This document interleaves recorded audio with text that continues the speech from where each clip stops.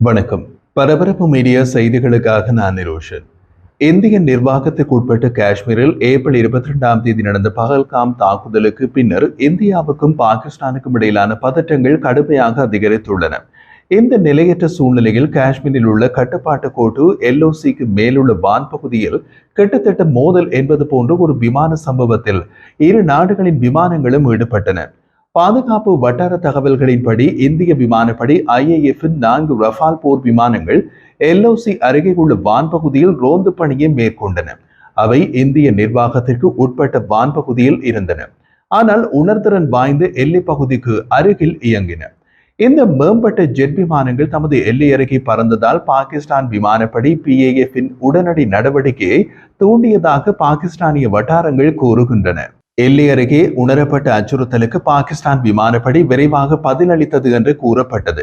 Radio Pakistan மற்றும் PTV news உட்பட பாகிஸ்தான் ஊடகங்கள் பாகிஸ்தான் விமானப்படையின் சரியான நேரத்தில் துரித நடவடிக்கை இந்திய ரஃபால் விமானங்களை பின்வாங்க நிர்பந்தித்ததாக கூறின.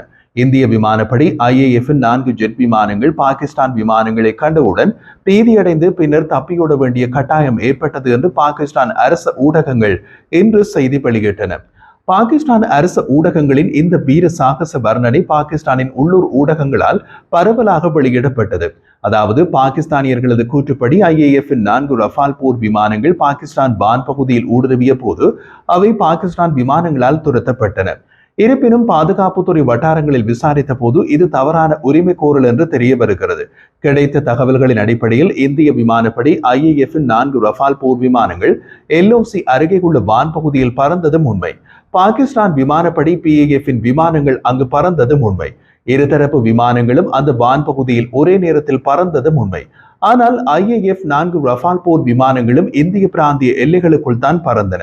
அப்படி பறக்கும் 4 ரஃபால் போர் விமானங்களையும் PAF-இன் விமானங்கள் ஒருபோதும் துரத்த முடியாது. இந்திய விமானப்படை IAF-இன் 4 ஜெட் விமானங்கள் பாகிஸ்தான் விமானங்களை கண்டவுடன் பீதியடைந்து பின்னர் தப்பியோட வேண்டிய கட்டாயம் ஏற்பட்டது என்பது பாகிஸ்தானின் சுவாரஸ்யமான கற்பனை. பாதுகாப்புத்துறை வட்டாரங்கள் ரஃபால் விமான பயணத்தை இந்திய பிராந்திய எல்லைகளுக்குள் நடத்தப்படும் ஒரு வழக்கமான வான்ரோந்து என்று வகைப்படுத்தின. கட்டுப்பாடு கோடு முழுவதும் எந்த ஊடுருவலையும் மறுத்தன. மேலும் நேரடி விமான துரத்தல் என்ற கூற்றை நிராகரித்தன. இந்திய விமானப்படையின் முன்னாள் அதிகாரிகள் பாகிஸ்தான் அறிக்கைகளை உளவியல் போர் என்று கூறுகின்றனர். அவர்கள் மேலும் கூறிய போது அதிகரித்த பதற்றம் நிலவும் காலங்களில் இதுபோன்ற கூற்றுக்கள் அசாதாரணமானது அல்ல. பாகிஸ்தானின் உள்நாட்டு பார்வையாளர்களுக்கு விழிப்புணர்வு மற்றும் தடுப்பு நடவடிக்கைகளை முன்வைக்கும் நோக்கம் கொண்டவை என்று குறிப்பிட்டுள்ளனர். ஆனாலும் கூட இந்த சம்பவம் மேலும் எல்லை பகுதியில் பதட்டம் மேலும் அதிகரிக்கும் என்ற சாத்தியத்திற்கு மத்தியில் இரு விமானப்படைகளின் தயார் நிலைக்கான சமிக்கையாகவும் பரவலாக பார்க்கப்படலாம். காரணம், எந்த நேரத்திலும் இந்திய விமானப்படையின் விமானங்கள் பாகிஸ்தானின் வான் எல்லைக்குள் ஊடுருவி பாகிஸ்தானுக்குள் உள்ள இலக்குகள் மீது தாக்குதல் நடத்தலாம் என்ற சாத்தியம் உள்ள சூழ்நிலை இது. அத்துடன் பாகிஸ்தானின் தகவல் அமைச்சர் 24 முதல் 36 மணி நேரத்திற்குள் வரவிருக்கும் இந்திய ராணுவ நடவடிக்கை பற்றிய நம்பகமான உளவு தகவல்களை கொண்டிருப்பதாக பகிரங்கமாக கூறிய சில மணி நேரத்திற்கு பின்னர் இந்த சம்பவம் நடந்தது. பாகிஸ்தான் அமைச்சரின் அறிவிப்பு பிராந்தியத்தில் பதட்டங்களை மேலும் தூண்டியது. வான்வெளி மீறல்கள் அல்லது உண்மையான விமான போர் எதுவும் இல்லை என்றாலும் இரு தரப்பிலும் ஜெட் விமானங்களை விரிவாக அணிதிரட்டுவது காஷ்மீர் எல்லையில் அமைதியின் பலவீனத்தையும் தவறான கணக்கீட்டுக்கான சாத்தியத்தையும் அடிக்கோடிட்டு காட்டுகிறது. இந்த வான் சம்பவம் தற்போதைய மோதலின் நிலையற்ற தன்மையை எடுத்து காட்டுகிறது. இருதரப்பு விமானப்படையினரும் அதிக தயார் நிலையில் உள்ளனர் மற்றும் இருதரப்பு அரசியல் தலைவர்களும் ஆத்திரமூட்டல்களுக்கு தீர்க்கமாக பதிலடி கொடுக்க கடுமையான உள்நாட்டு மற்றும் சர்வதேச அழுத்தத்தை எதிர்கொள்கின்றனர். பாகிஸ்தானின் ஊடகங்களின் கூற்றுக்கள் குறித்து புதுடில்லி இதுவரை எந்த அதிகாரப்பூர்வ உறுதிப்படுத்தலையும் வழங்கவில்லை. மேலும் இரு தரப்பினரும் நிலைமையினை உன்னிப்பாக கண்காணித்து வருகின்றனர். நிலைமை தீவிரமடையும் அபாயம் குறிப்பிடத்தக்க அளவில் உள்ளது. அதே நேரத்தில் 2019ஆம் ஆண்டு இந்திய விமானப்படை விமானங்கள் பாலகோட் விமான தாக்குதலை நடத்திய போது இந்திய விமானங்கள் பாகிஸ்தானுக்குள் ஊடுருவி சென்று தாக்குதல் நடத்தின. அப்போது பாகிஸ்தான் விமானப்படை PAF-இன் விமானங்கள் எதுவும் இந்திய விமானப்படை விமானங்களை தடுக்கவோ துரத்தவோ அந்த வான் பகுதிக்கு வரவே இல்லை. அந்த சம்பவத்தின் பின் இப்போது பாகிஸ்தான் விமானப்படை PAF-இன் விமானங்கள் எல்லையில் உஷார் நிலையில் உள்ளன என்பதை தற்போது நடந்துள்ள சம்பவம் காட்டுகிறது.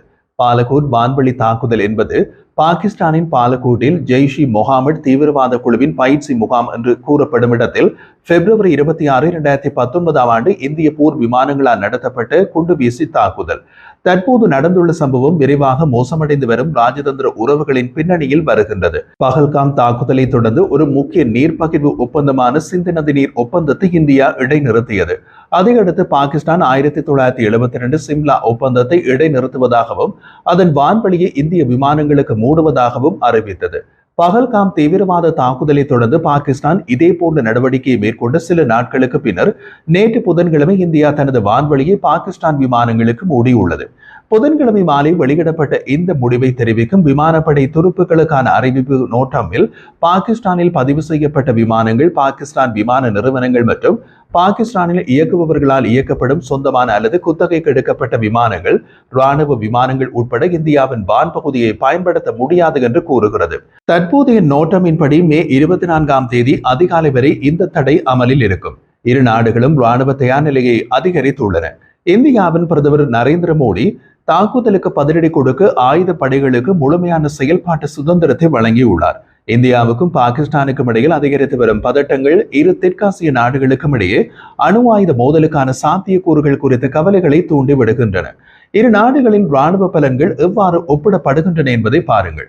இந்தியாவுக்கும் பாகிஸ்தானுக்கும் இடையே வளர்ந்து வரும் பதட்டங்கள் அணு ஆயுத போரின் சாத்தியக்கூறுகள் குறித்து கவலைகளை தூண்டுகின்றன.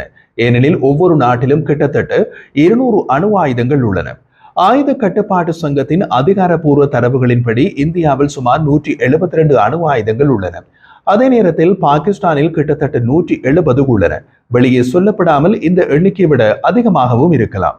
1998ஆம் ஆண்டில் இந்தியா அணு ஆயுதங்களை முதலில் பயன்படுத்துவதில்லை என்ற கொள்கையினை ஏற்றுக்கொண்டது.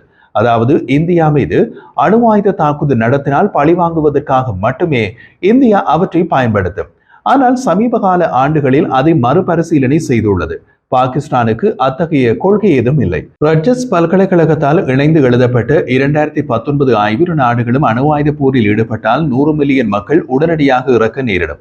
மேலும் மோதல் அணுசக்தி பரவலை தூண்டினால் இன்னமும் அதிகமானோர் வெகுஜன பட்டினியால் இறக்க நேரிடும் என்று கூறுகிறது. செயலில் உள்ள ராணுவ துருப்புகளின் எண்ணிக்கையிலும் இந்தியாவுக்கு ஒரு நன்மை உண்டு. ராணுவத்தில் 12,37,000 பேர், கடற்படையில் 75,500 பேர், விமானப்படையில் 1,49,000 பேர் மற்றும் கடலோர காவல் படையில் 13,350 பேர் பணியாற்றுவதாக தகவல் வெளியிடப்பட்டுள்ளது.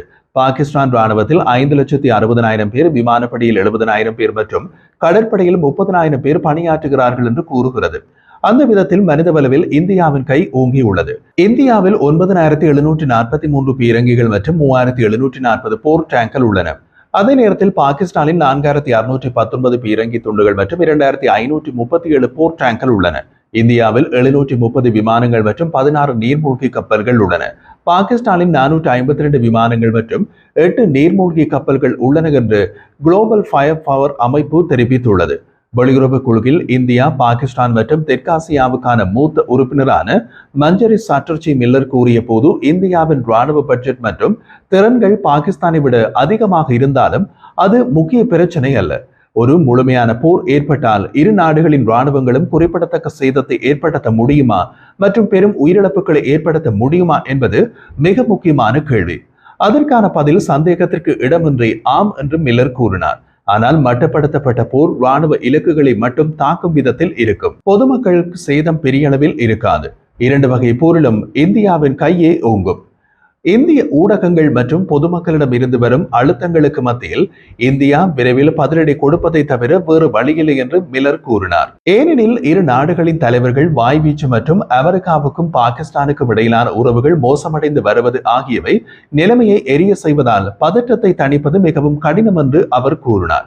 அணு ஆயுதம் ஏந்திய 2 நாடுகளுக்கு இடையேயான ராணுவ மோதலை பொறுத்தவரை அணுசக்தி கவலைகள் எப்போதும் நியாயமானவை என்று அவர் கூறினார். இருப்பினும் கடந்த காலங்களில் அணுசக்தி கவலைகள் தான் இந்தியாவையும் பாகிஸ்தானையும் பின்னுக்கு தள்ளி இரு நாடுகளையும் மட்டுப்படுத்தப்பட்ட மோதலில் மட்டுமே ஈடுபட கட்டாயப்படுத்தியது. பாகிஸ்தான் மீதான இந்திய தாக்குதல்கள் பாகிஸ்தானில் தற்காப்பு கோடுகளை விரைவாக சரித்து இந்தியா பாகிஸ்தான் எல்லைக்குள் ஆழமாக ஊடுருவ முடிந்தால் இந்திய முன்னேற்றத்தை தடுக்க பாகிஸ்தானியர்கள் தந்திரோபாய அணு ஆயுதங்களினால மிகவும் ஊக்கமளிக்கப்படுவார்கள். அடுத்து என்ன நடக்கும்?